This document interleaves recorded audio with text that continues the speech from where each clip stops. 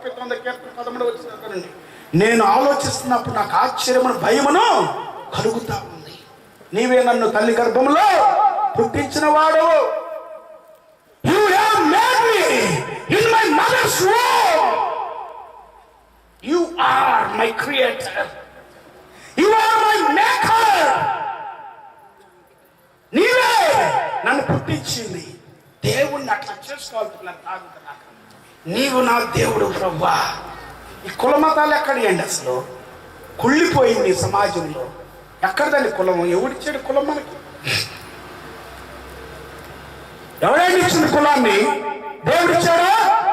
మనుషులున్నదే ఈ పక్కన పారేసేయండి కులాన్ని, మతాన్ని. యేసయ్యను హృదయంలోకి తీసుకోండి.